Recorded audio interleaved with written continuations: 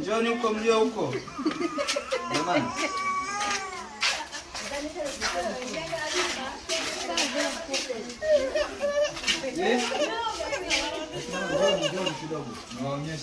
Nionyeshe jambo. Sasa jambo tulilokuwa tunazungumzia, sawa? Tulikuwa kwenye kitanzi, sawa? Tunaposema njia ya uzazi wa mpango, aina ya kitanzi ni njia ya muda mrefu ambayo inatumika ndani ya miaka 10 mpaka miaka 12. Sawa? Njia hii ya uzazi wa mpango kwanza ni njia rafiki kwa mama mtumiaji, sawa?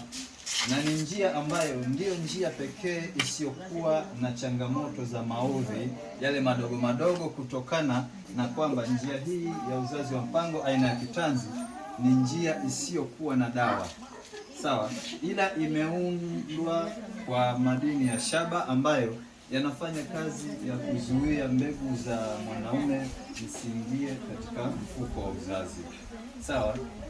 Nimesema kwamba ukitumia njia hii unaepukana na zile changamoto, sisi tunasema yale maudhi madogo madogo ambayo unayaona ukitumia, mathalan unatumia njia ya sindano au ipandikizi. Huwa inafikia wakati unaweza ukapata maudhi madogo madogo kama kuona damu zako zisizokuwa na mpangilio, sawa, kwa muda ambao zinakuwa zinafanya kazi, sawa.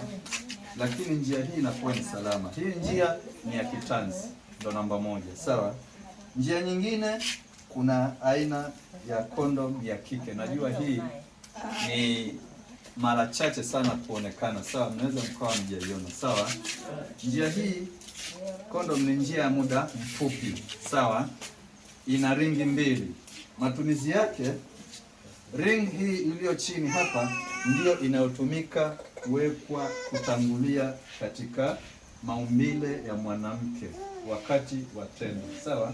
Kwa unatanguliza kwa kuweka, unaweza ukaikunja hivi mfumo wa 8, sawa, namba 8 unapeleka, alafu baada ya kupeleka ndani, hii sehemu yenye ring iliyo kubwa inakaa juu ya mazingira ya mama, namaanisha pale eneo la uke, sawa. Tuko darasani, sawa.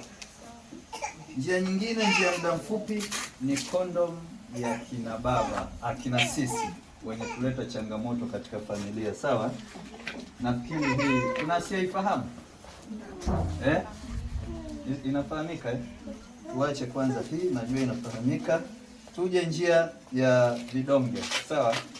Aina hizi za vidonge ni njia za muda mfupi ambazo zipo aina 2, sawa. Aina ya kwanza ni njia ya kichocheo kimoja, sawa. Mara nyingi tumezoea tukienda eneo la kutolea huduma, sawa, tunatumia, walio wengi tunafahamu hii, sawa. Lakini kuna hii njia ya kichocheo kimoja. Njia hii ya kichocheo kimoja inatumika kwa mama anayenyonyesha kuanzia umri mwaka anapozaliwa mtoto mpaka anapofikisha miezi 6. Ni kwa nini hatutumii hii wakati wa kunyonyesha? Mnaweza mkaniambia? Vizuri. Njia hii tunaita ni vidonge vya kunyonyeshea kwa sababu ina vichocheo aina moja tu, sawa. Sawa, kichocheo hicho kina support mama kupatikana maziwa kuzalishwa kwa wingi. Tofauti na hii, aina hii ya vichocheo viwili, sawa, ina aina ya kichocheo ambayo unaweza wakati wa matumizi kichocheo hicho kikaleta shida ya kuleta mapungufu ya kuzaliwa kwa maziwa kwa wingi, hivyo ikasababisha athari ya mtoto kwenye makuzi. Unajua mtoto anahitaji kukua kwa kasi, akinyonya maziwa ya mama pekee wakati wa kuzaliwa ndiyo yanakuwa na virutubisho vyote, sawa. Ndio maana ukija hapa tunakwambia kama wewe una mtoto wa mwezi mmoja, hii si rafiki kwako, ni kutokana na kile kichocheo aina mojawapo, kwa sababu ina vichocheo viwili. Kichocheo kimoja kinazuia kuzalishwa kwa maziwa ya mtoto, sawa. Kuna aina nyingine, njia ya muda mfupi ambayo ni sindano, wengi wetu tumeizoea. Akina mama nawapa angalizo, sawa. Hivi leo, sawa,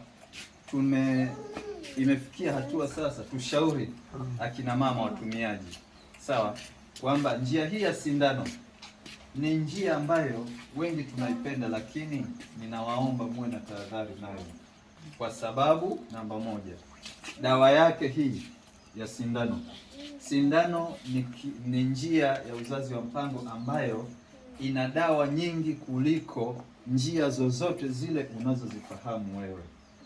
Njia hii ya sindano dawa yake ni mara 2 ya kipandikizi hivi tunavyoweka kwenye mkono, yaani mara 2 ya kipandikizi, lakini pia vile vile ina athari zaidi ya njia zingine, kwa sababu mojawapo, sawa, kwanza kwenye uzazi inasababisha kufubaza mayai mpaka inafikia kwamba wakati wewe unahitaji kupata mtoto unaweza usipate mtoto kwa wakati huo, ukaja ukahangaika miaka na miaka.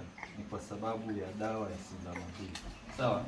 Lakini pia vile vile huwa ina changamoto nyingine ambayo inakuja kuleta changamoto kwenye mifupa, inakuja kukupa ugonjwa au matatizo ya mifupa. Unaweza usiyaone wakati wa matumizi, lakini hapo baadaye umelea familia yako, umekaa umetulia, ndio unakuja kupata changamoto ya mifupa, inauma, inafanya nini. Kwa hiyo basi ndio maana serikali sasa hivi na wadau mbalimbali hawashauri kutumia njia hii ya sindano, na itafikia wakati hii itapotea kabisa. Ni kwa sababu tu serikali yenu inawatenda, sio kwamba inawafanyia kusudi. Japo jamii sasa hivi mkiambiwa sindano bwana, mnazitafuta hata huko mnakopajua. Najua wengi sana hata mlio hapa mnatamani sana hii sindano, lakini tuwe na tahadhari nazo, sawa. Kuna ambaye hajanielewa? Nyote mmenielewa? Nashukuruni sana kwa kunisikiliza, asanteni. Ndio. Karibu.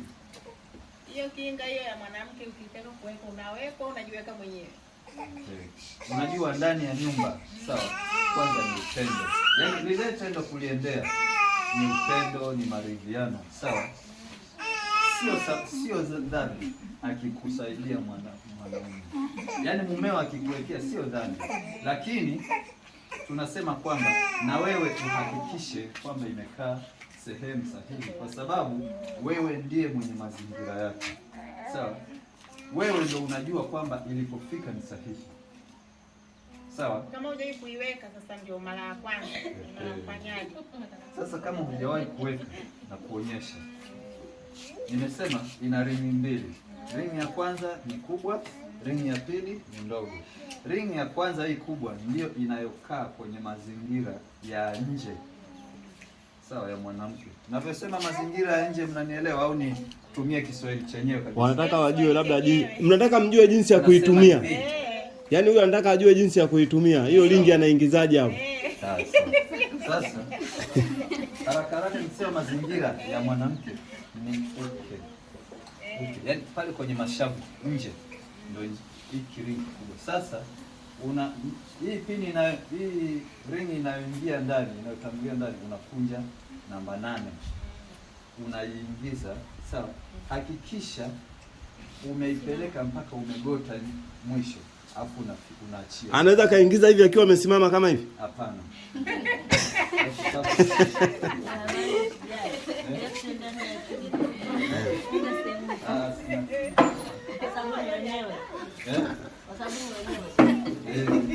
Sasa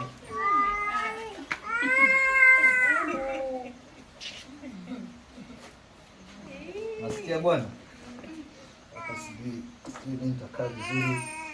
Nyewe mnajua nani, sawa? Sawa. Tunaenda darasani, si ndio mama? Cut director. Hapo cut kidogo. Sawa director. Hapo nani director yuko serious. Cut director.